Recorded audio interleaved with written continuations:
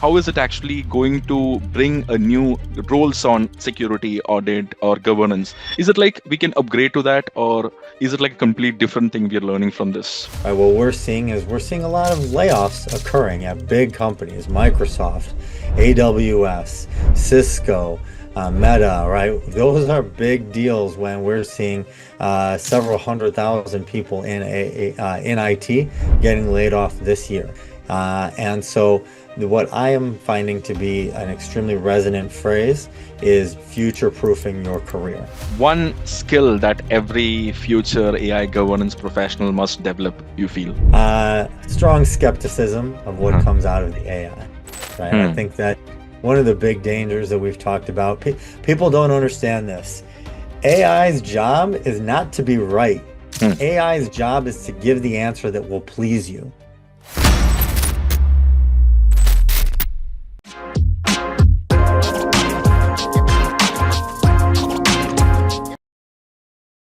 Hi everyone, welcome to another episode of InfosecTrain TechTalks, the real world decoded.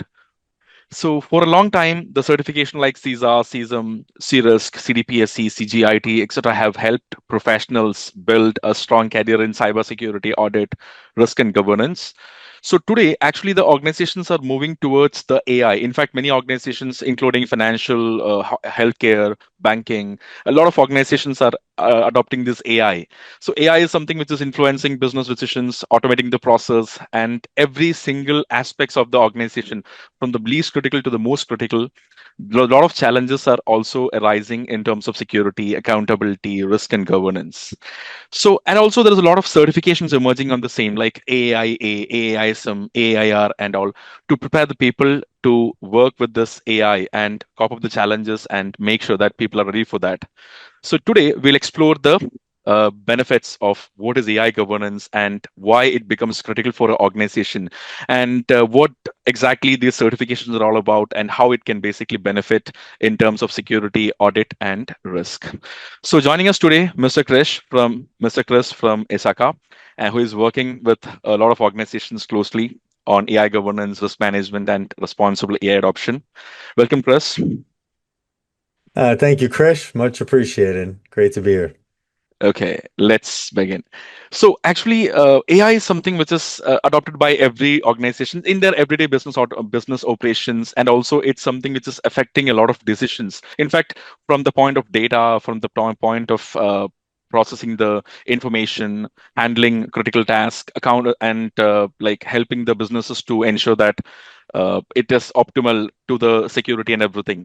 At the same time, this is bringing a lot of benefits and efficiencies. It also brings a lot of concerns around this, like transparency issues, bias, security, accountability issues, and all. And this is the point where AI governance is one of the key things, or it's most essential when you go for any organization. So, Chris, my first query for you is that what is the sudden driving factor towards this AI governance? Because is it just because companies are adopting AI, or what is the importance of AI governance today? Yeah, that's the question on everyone's mind, Krish. And so, what I'll share is information from ISACA's community of over 200,000 members across the globe. I can be that touch point for what I'm hearing those members speaking about. So the reason, in my opinion, that I'm seeing AI governance gain so much prominence is that the importance of decision making and AI in decision making has really risen to the top.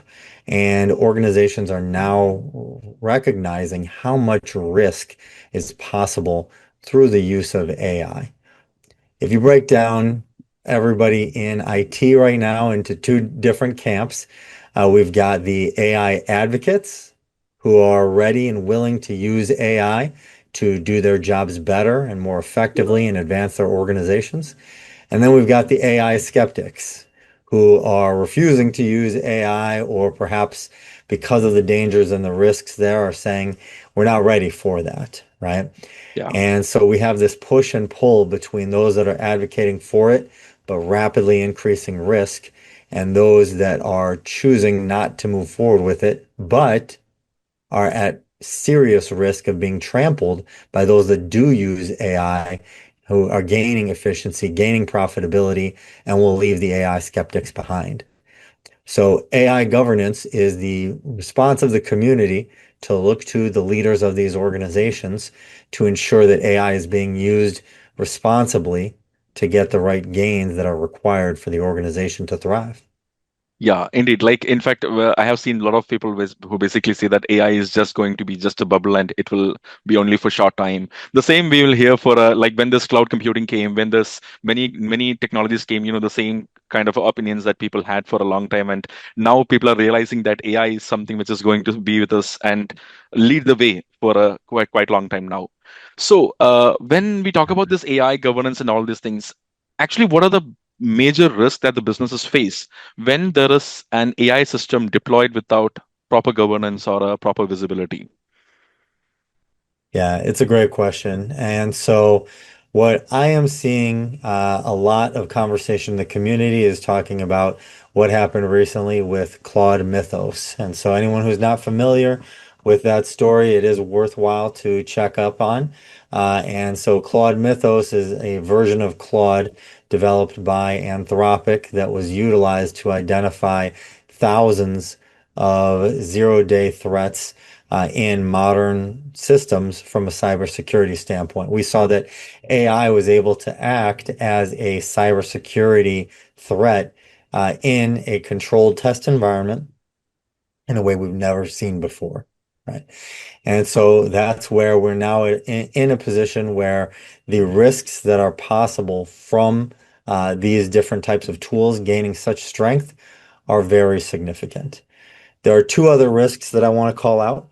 One of which is this concept of shadow AI, right? So Yes, what we're seeing is that many individuals, including myself, are using AI in their personal everyday subscriptions. Maybe you've got ChatGPT, maybe you've got Gemini, plenty of others that are out yeah, there, right? And so individual IT workers are using AI to solve for work problems, right? exactly. You could use it to write a PowerPoint deck. You could use it to be a part of today's conversation if you wanted to, right? And so all these people are feeding information into these tools that may or may not be secure. And if you're looking, the higher that you get up in leadership, the higher that you get in terms of potentially sensitive data, you are now creating something of a high level of value that you are supporting with maybe a $20 a month subscription to Quad, Yeah, exactly. Yeah, right? So what happens when an organization utilizes these AI tools to develop something really valuable? What about when the next Facebook or the next Google is developed using AI tools at an organization? What claims do they have on them? What value does this information that can now be very stealable have? And the temptation, the threat level for bad actors to be able to gain access to this, right? So shadow AI, I think, is a major risk factor that we're all seeing right now. And then the third risk factor that I would really call out is AI is only going to react to the quality of your data, right? exactly. Yeah. So if your data is bad, AI is going to give you bad output, right? Mm. And many organizations that I talk to say, yeah, we recognize that our data is not great. I'm not ready to implement AI until my data is good. Okay, I understand that. Yeah. However, what's going to happen in the meantime? Those that can get their data good in this time can use AI to get the gains that your organization is going to be losing out on. And so, Krish, my third point and the third risk that I would want to call out is the risk of bad data, right? If you're Exactly. utilizing bad data, then your AI output is going to be bad as well. And many organizations are open about the fact that they don't feel very confident about their data. And that's not a unique position. But during the time period that it takes for you to get your bad data into good data and then feed it into AI, your competitors are out there putting good data into their AI and getting the gains that you should be getting as well. So there's the push and the pull of both. You can't put bad data into AI, but if you don't get good data into AI, you're going to get beat by your competitors. So those are the three key risks that I would call out in AI for organizations today. in fact, that first one you said, like the shadow AI is one something which I feel, like I can just see that word everywhere now because every companies are facing that as a major challenge. This shadow AI stuff. So the major reason is because when you talk about this AI, the shadow AI is something which, like, I can see that, for example, I go to an organization and there's a developer who is using his own personal tool for putting the company code or the critical customer data and try to generate some random stuff or some code, etc. And that creates a massive risk. In fact, even though we have a lot of security mechanisms to tools, still they bypass the controls and all. Simply like just say there is a developer who can take their mobile phone and take a picture of the code and use that as the input for the AI and use that to analyze it. And regarding the data, what you said, that's very important. Like data is something which we input to the AI. Like we call it as a garbage out, garbage in, garbage out, where the data is bad, AI is bad. So in fact, that raises a lot of concern on privacy as well, data privacy, security, compliance. We have a lot of concerns there, and we know that what is happening every day. Like ChatGPT was there, and suddenly ChatGPT boomed into the market, and suddenly Anthropic came, and Anthropic is now the leader for a lot of things, and it keeps on flipping always like that. Yeah. So because we talk about all these risks, do you think the current cybersecurity frameworks or the standards, frameworks, and everything is adequate or sufficient for addressing the AI risk as well? For example, if there is an organization who is complying with the ISO 27001 or NIST risk management framework or these kind of stuff like that, is it sufficient enough for us to handle the AI risk and all? Or do they have to acquire some new knowledge, or do they have to learn some new skills, serious skills on this particular part? Sure. Yeah, it's a great question. And the frameworks that exist for a reason. ISO, COBIT, NIST, other frameworks that are out there are very robust, right? And they can handle these types of scenarios, but the tools have changed, right? And so those folks that have an established learning in this area are the best suited to now take us into the next era of using AI for these types of frameworks, right? And I believe there will be new frameworks developed. There certainly are customizations to these frameworks that are coming. And I would say that just about every government in the world is scrambling to figure out how they can develop a framework that's going to give sufficient protection for this type of content, right? So these frameworks are coming, these adjustments are being made, but everything is moving so fast that it's hard to keep up. And truly, these types of threats are possible regardless of what type of framework until you have people with the right skills in place that understand AI to be the defenders on those frameworks. Exactly, exactly. Because what we have seen is that, like, when there is a company who is transitioning from their existing frameworks or existing to AI, they are struggling with understanding that new threats they are introducing, how to manage that, how to have a robust mechanisms to, have a policy, frameworks, and standards. How can we implement that? I can see there is a lot of organizations struggling with that actually. But one benefit which I always say is that, let's say if there is a company who is following this ISO 27001, when they are moving to this 42001 is like much more easier, like it's more graceful actually, like the migration can be much more easier as well. But at the same time, I have a very important question that when these organizations are basically moving towards AI, the first thing that people are concerned is about their job is one Yeah. major thing, like like AI is taking over a lot of jobs and all, even though that is not just the AI, it's a lot of other things as well. But still, as the same way that AI have this bad idea that okay, it's going to take away a lot of jobs and all, how is it going to bring the new opportunities, or how is it actually going to bring a new roles on security, audit, or governance? Is it like we can upgrade to that, or is it like a complete different thing we are learning from this new changes happening? Right. Krish, this is an issue that is very near and dear to my heart, right? Hmm. Here at ISACA, we are a global nonprofit membership association. And what we're observing in a big way is something we're calling the AI jobs paradox. Hmm. This is a term if folks have not had a chance to look into what this means, right? What we're seeing is we're seeing a lot of layoffs occurring at big companies, Microsoft, AWS, Cisco, Meta, right? Those are big deals when we're seeing several 100,000 people in IT getting laid off this year. And yet, at the same token, those same organizations are hiring a lot of new people. And what is the difference is AI expertise. That is it.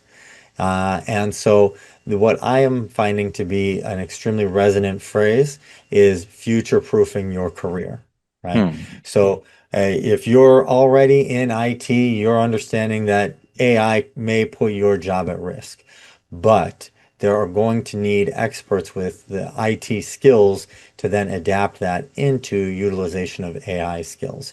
And IT experts are the ones that are the best positioned in order to take this on. It's a no-brainer to add AI to your set of skills, whatever your passion is, to get ready for what's coming next and go from being somebody who's on the verge of being eliminated because of AI to somebody who can be a leader in the use of AI in order to not just protect your own career, but protect your organization and protect the careers of the people that you care about too. So that's what we're observing in a big case, and that's why ISACA has developed these AI certifications in Hmm. order to enable IT professionals to demonstrate their skills in this important new environment. Exactly, because I have seen the same thing. Because when you go for a lot of organizations now is on the layoff process, and a lot of people are losing their jobs and all. But at the same time, like for example, let's say if I have a certification like CISA, CISM, CRISC, CISSP, CDPSE, CGEIT, so we have a lot of certifications around this GRC, governance, risk, and compliance, and all. And so when you talk about this particular kind of a people who have this kind of expertise, certification, skills, and all, what are the challenges that these people face actually when they move to AI? Like as you said, we are just upgrading our skills and all. So and but this AI is changing much more faster than what we can like read from the books or just a web page.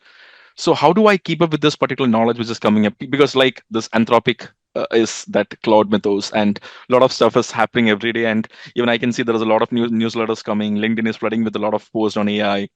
But still, how can I keep up with this AI stuff? It's a major challenge, Krish. Yeah.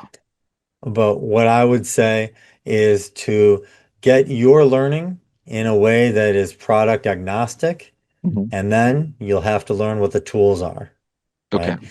My opinion, what I observe out there is that the tools are built to be usable, to be intrinsic, right? But if you don't understand what the tools do and why to use them, then understanding how to use the tool is going to be less important. And what we've seen is that the actual skill of having your fingers on the keyboard is not as important as it used to be, right? This Okay. is the reason why the demand for AI governance is gaining in strength right now because governance, oversight, understanding the output, understanding why you're utilizing these tools is now more important than the actual utilization of the tool, where because of the proficiency of AI, the tool utilization is actually becoming more of a commodity. Hmm. But the decision making around how and when to apply the tools, which will change, right? There could be a tool developed 15 days from now that Yeah. wipes out every tool that exists today, right? Yeah. And then same thing could happen 10 days later, and same thing could Exactly. happen 5 days later. We Exactly. can't predict the exact nature of the tool and how it's used and which organization will be coming out with it. But we can be ready for whatever the tool is, understanding that utilization is the best way to be prepared for what's coming. Exactly. And there is one more very major question, even like the same question I had when I switched to AI for last 4 years back. Because let's say, for example, there is a person who is working in a risk management or enterprise risk management or security risk management, or there is a person who is working in auditing, like information security auditing and all. So is it better, like you said, is it better for us to upgrade our skills, or we'll keep the same pace or same technology and we'll upgrade to AI, or shall we have to completely shift to a new career? For example, if I am completely onto this enterprise security risk management, can I simply upgrade to the AI risk management, or do I have to take a different path towards all the complete different path towards all these things? That is a tough one, Krish. I think that there will be people that choose both of those paths and different variations of those paths. I think that the most appropriate thing is to be guided by your passion and your interest, right? We can see out there in the market the types of jobs that are being defined, the types of jobs that are in high demand, right? And so there is both the component of reacting to what types of, jobs are demanded in this moment, and also what types of jobs are the ones that are adjacent to the type of role that you're fulfilling today.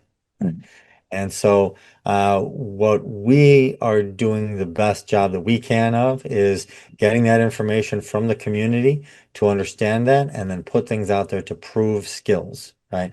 When you have provable skills through certification processes that are highly respected at the local and the global level, now you're able to tailor your path. And even if you were to say, okay, let me pursue security management with AI, for example. mm, And at some point in the future, maybe you want to then pursue, okay, risk and governance is the key topic with regard to my interest. okay. Building these up over time is the most effective way to create a robust profile that's in high demand. Yep. So thanks, Sark. That's a great thing, we have discussed. In fact, like it's always specific to the person and kind of a job role he is looking for sure. So we talk about this AI and the skill gaps in AI, and let's now look into this new certifications and how it can help professionals build their expertise on AI governance and all. Where this like basically how this AI governance implemented. Obviously, people are looking for various certifications and trainings, which basically help them to upskill their skills specific to the updated AI requirements and all. So we have a three major credentials from ISACA, like that is the AAIA, that is Advanced in AI Audit, then AAISM, that is Advanced in AI Security Management, and AAIR, that is the Advanced in AI Risk. So each focus on the different aspects of AI governance. Let's start with this AAIA, that Advanced in AI Audit. So what does this AI Advanced in AI Audit focus on, and who is it designed for? Who is the audience for this particular certification and training? Sure. Yeah. Well, I'd love to talk about these. Yeah. So, AAIA Hmm. is those who need expertise in utilizing AI tools for audit and also auditing AI tools. So, one of the key risks, as we talk about earlier in this conversation, is being able to identify what's happening with your system, right? If you are using AI and for example, if you're using Gemini or ChatGPT, whatever it may be, and you can't see how those outputs are being derived, how can you audit that? Hmm. Exactly. It is a very challenging situation. And it's something that organizations need to be able to do if they're expected to perform up to the high standards that are required for the audit process. Right? Yep. So this is around both using those AI tools and also being able to evaluate those AI tools for the appropriateness of the usage for your organization. And if those are out of scope for you, well, that's what the AI jobs paradox is all about, Exactly. right? Yeah. Those who cannot perform that type of an audit on tools that are extremely relevant to the organization are at risk. But those Yes. that have the skills to deliver on that are now the leaders within the organization in the IT audit function.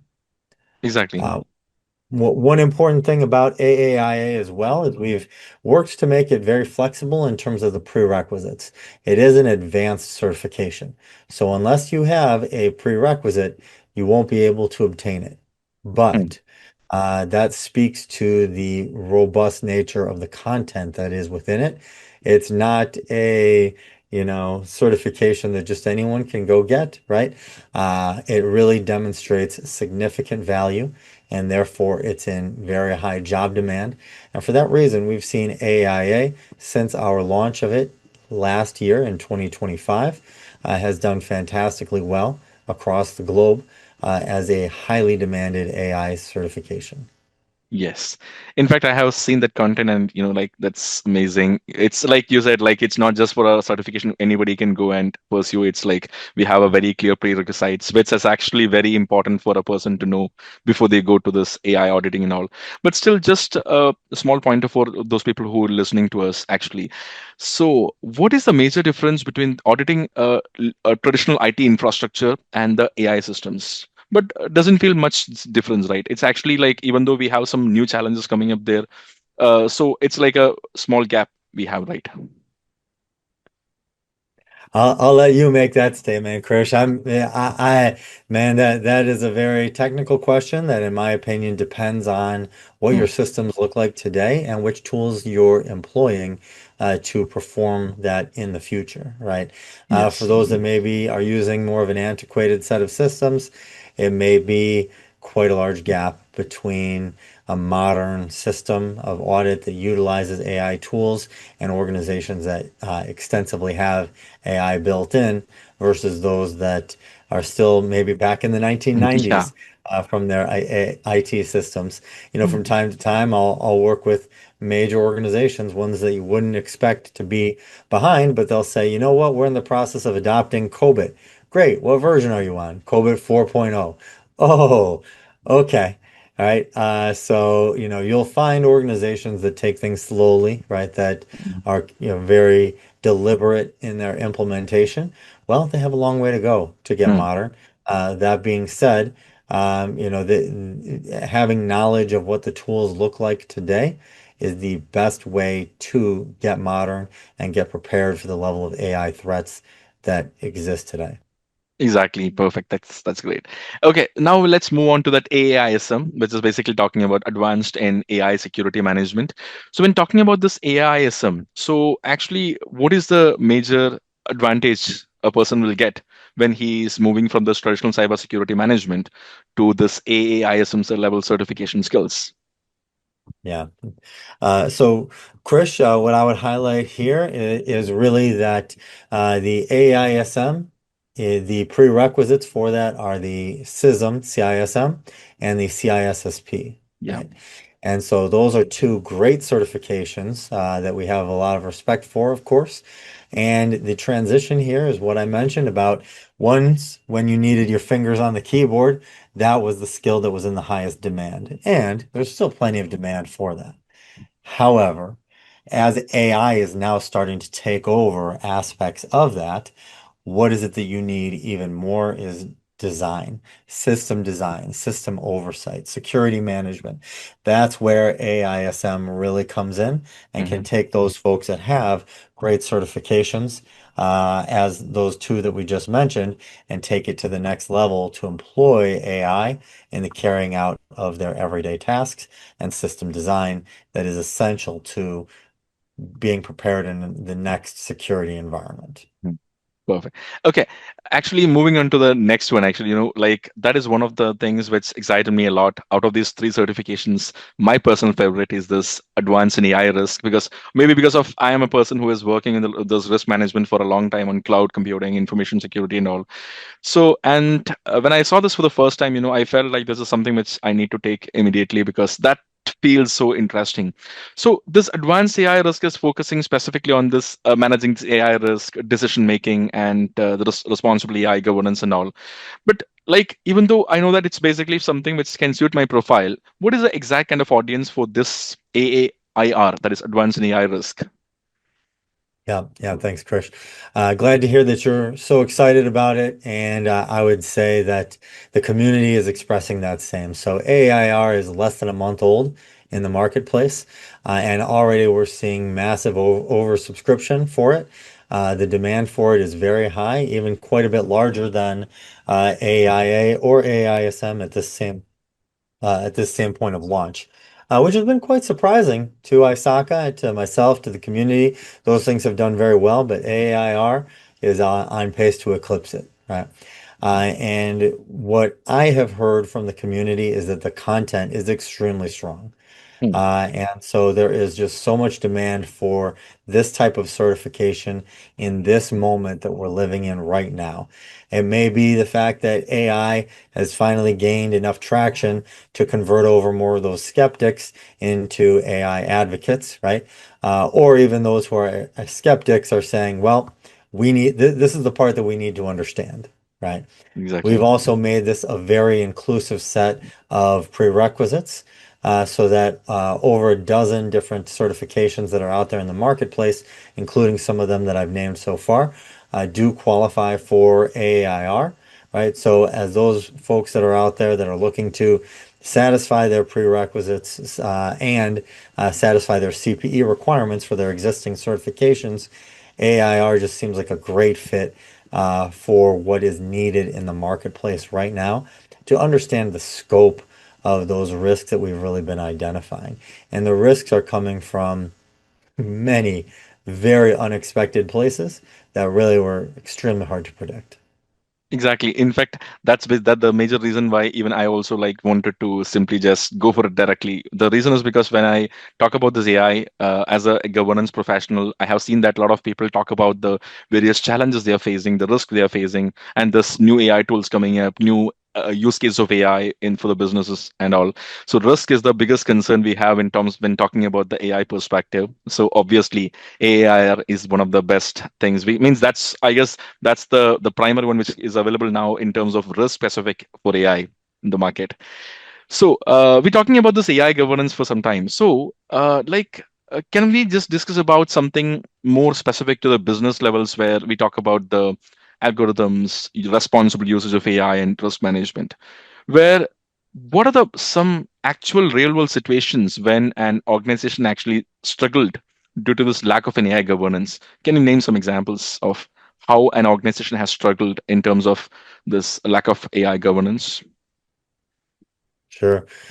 Yeah, I always hesitate to call out specific scenarios that organizations may not exactly enjoy being called out for that reason. Mhm. Right? But what we've seen is significant problems have been created by AI hallucinations. Mm. Yes. And so this is a different version of putting bad data in, but we have to understand that there is algorithmic bias. To give one example, right? So, for example, in my personal life, I use a certain digital assistant, right, which has worked fine for me for years, right? And Mm. when I give it a command, I say, do this for me, set a timer for this, give me directions to such and such place. I get back an answer that comes out of a search engine, right? Yeah, It's exactly. the exact response that I'm expecting, that I'm looking for.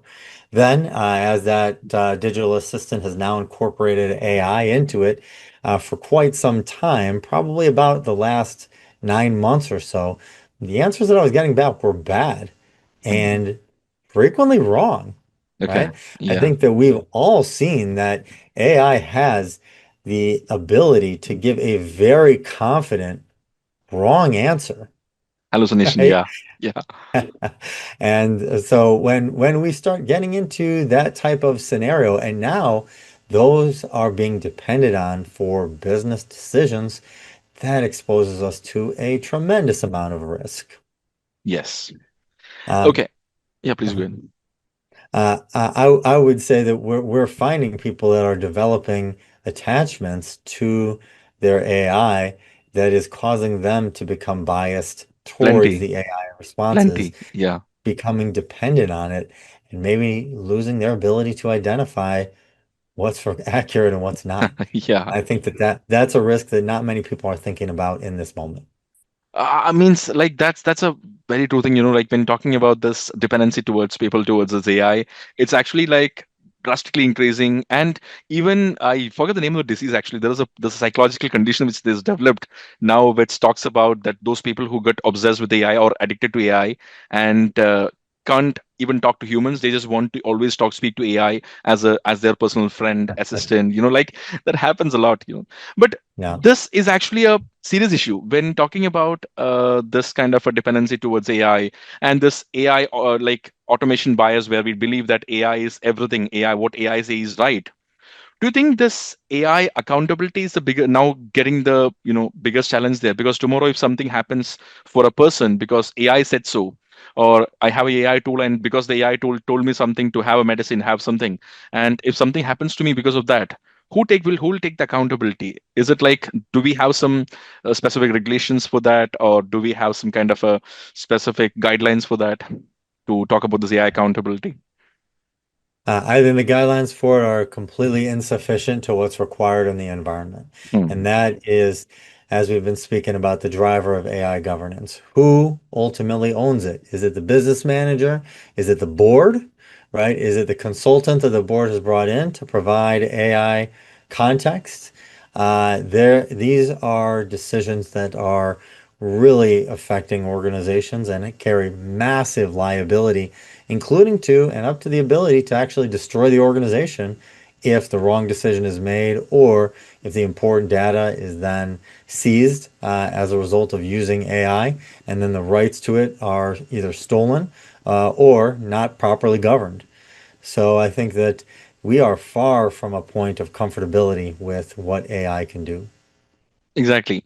So, in fact, this AI is actually something which the accountability is a big major concern. Like you said, it's actually like still getting defined on how we can divide the responsibility, who will become accountable, who will become liable for it. So that's actually a, like different countries have different regulations, says in different ways, right?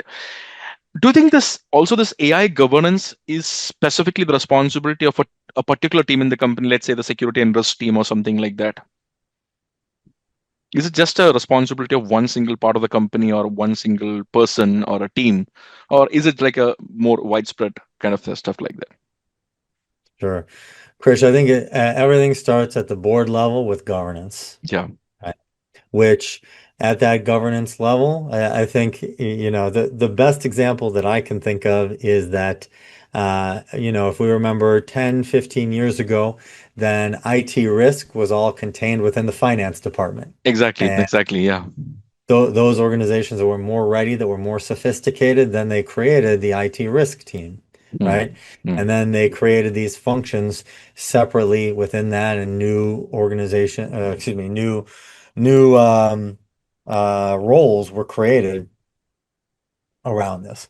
I think that we're on the cusp of a lot of that being developed. I think that AI cannot be handled in a vacuum, and any part of the organization that does not think about AI throughout is really making a critical mistake. That being said, you also need technical experts in AI content who can guide the organization and provide that type of capability.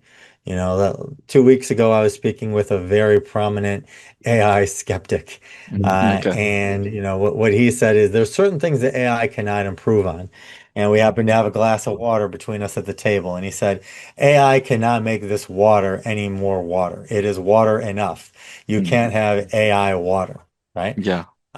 And yet, at the same token, I said my response was, well, you can use AI to produce more water or produce cleaner water or destroy that water if you wanted to, Exactly. get it more polluted. So, there is this consideration of everything that an organization does is capable of being touched by AI. And whether you choose to employ AI in that scenario or not is an important governance decision. Exactly. So while we're discussing about this, I just for remember one point that you were discussing a few minutes back. See, data is the core of AI. When talking about this AI, it's all about data. But when it comes to data which is put into the AI, it also brings a lot of privacy concerns as well. Because Mhm. data is something which is we need in massive, and obviously it may contain PII, PHI, and any kind of a private or privacy contents are there. So how it can basically affect this data protection, privacy, and all. And basically, if I'm a professional who is basically want to work in this data privacy and all, how AI is going to give an impact on this? Yeah. Wonderful question, and something that is extremely relevant right now. So, of course, we've seen the development of privacy law like GDPR, and certain things have been launching in the US as well. And now we celebrate DPDP in India, which has now taken that to the next and the most modern level, as we are looking at what does privacy mean, right? And so the capability of AI is so robust and so deep that it can be used to either compromise someone's privacy, or it can be used to protect privacy, right? We're Mm. now entering into an arms race of those that are seeking to get the data and those that are using AI tools to prevent other AI tools from getting that data. And I think that as we consider the very noble goals of DPDP and other privacy laws that are out there, and those are the right actions. That is the reason why people need to be protected. And so, how does that protection actually get carried out? What we're seeing is that now these privacy laws have teeth if you're Hmm. familiar with these expressions, right? If you're Yeah. an organization that has this valuable data, and every organization does, right?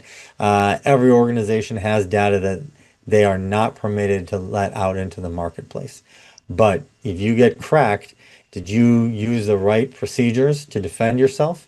That is a governance level and a risk level decision that every organization now needs to take a hard look at itself and understand that these laws are not just guidance, they're not just suggestions, right?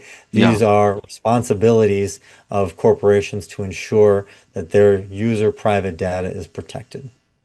Exactly. In fact, that's a very important point when we talk about data. So, uh, because like whatever I have seen till now, when we talk about this AI incident database or all this kind of a modern AI attacks happening, what I see is basically more like a governance failure than a technical failure. AI is as a social technical system of Mm. as an AI. Yeah. So AI is something which brings a lot of governance failures more than technical failures. Like we can't say that okay, data is stale, data is bad. We can't say this is the issue with the person, there's the issue with the tool. It's more like a governance issue, which I always feel. So I just want to ask in a different level on this particular part where we talk about the job perspective. So how does this job market is evolving for people who is specializing in this AI governance, risk, and all these things? And what new roles are emerging in this AI audit, risk, and AI security management? Yeah, thank you, Krish. That question really ties together everything that we've been speaking about so Hmm. far, right? What are the different threat levels, right?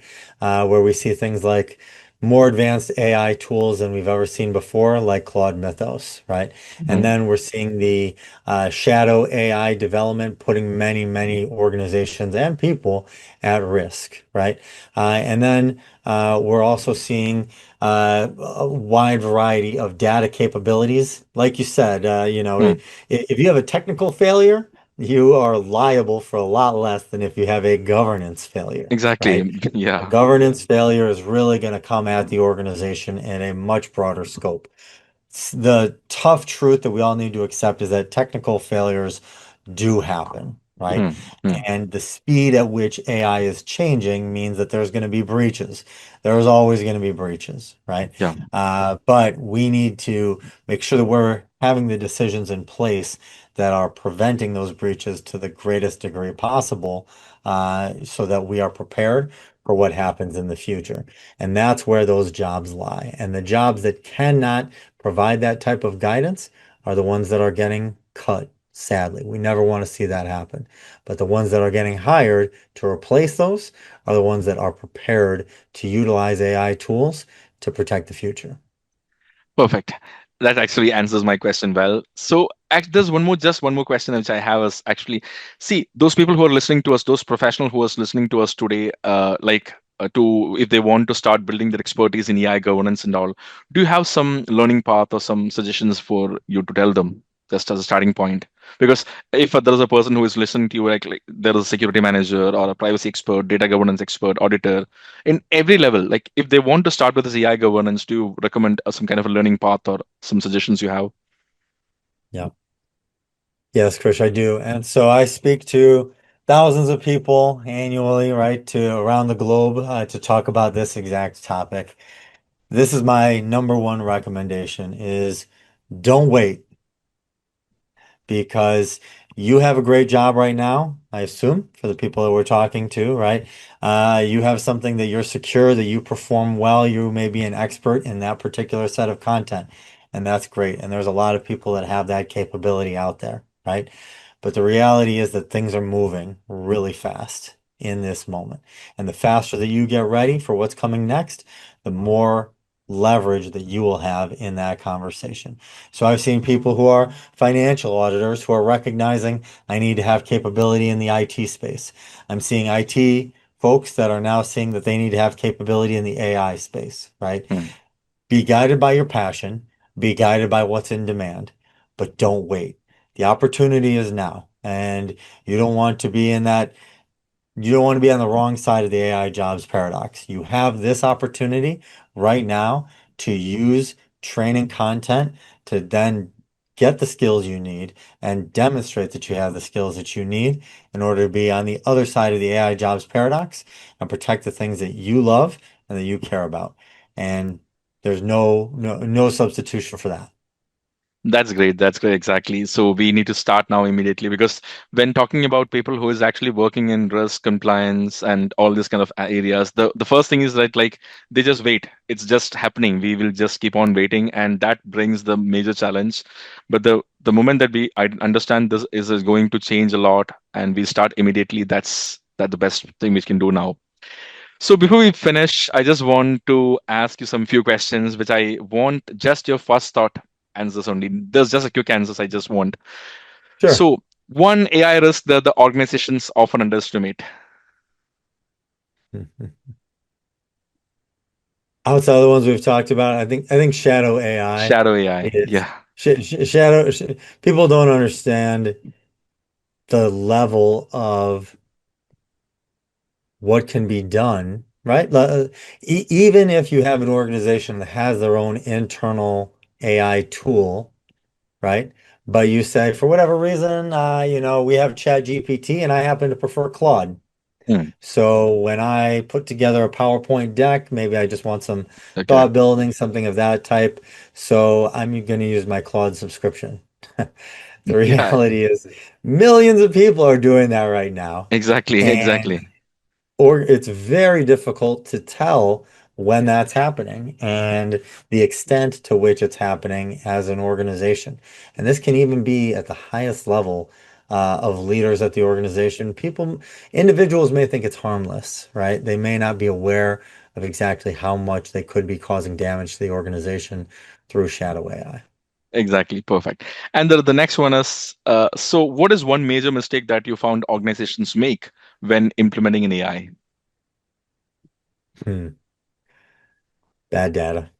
Bad data. Bad Yeah. data. Okay. When the data is not ready to go, then you have to make some tweaks to it. You have to make some changes to it, right? So, um, but I would also say that the converse of that is waiting until the data is perfect. It doesn't need to be perfect, but you need to identify what are the issues in your data, and therefore evaluate the outcomes, right? You cannot just use what AI spits out at you. It's not market ready in that moment. You need AI experts who can review it, who can evaluate it, who can understand where the bias is coming in, so that you can use that data effectively. So it's both putting in bad data and hesitancy to make the data perfect. That's great. Yeah. Just one last question for you. That is one skill that every future AI governance professional must develop, you feel?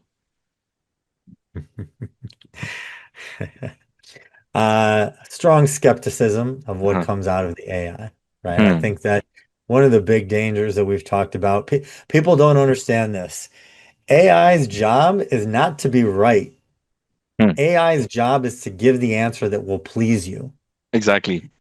Never forget that. As soon as that is forgotten, you've lost the battle, right? Yeah. It's true that AI will often think that a correct answer is what's going to please you, but not necessarily. And we have seen big problems arise when that has been forgotten, right? So Yes. it's not to be that AI full-on skeptic that's not going to use AI, but the AI skeptic who understands what AI's true goal is and understands that your goal may not be aligned with what that AI is trying to do. So keeping a healthy amount of skepticism for the answers that you're getting out of that tool. Great, great. That's a perfect one. So, team AI is transforming how organizations operate, and it's now completely reshaping the way that governance, security, risk, audit, and everything in the business is now evolving. And for professionals who is already working in cybersecurity, audit, and governance, this shift is actually representing a very significant opportunity. Like we discussed, it's actually something which you have to do now to expand their expertise and take the new roles coming up. And for those who are actually looking to changing their landscape or upgrading their skills on this, there's a lot of certifications out there which can basically help you with that, especially from ISACA and all. We have a lot of certifications there, which is specific to your skill set and which can help you to upgrade to this particular valuable skills and all. So Thank you for joining us for this episode for InfosecTrain Tech Talks, Chris. Thank you very much. Until next time, stay curious, stay informed, and keep learning.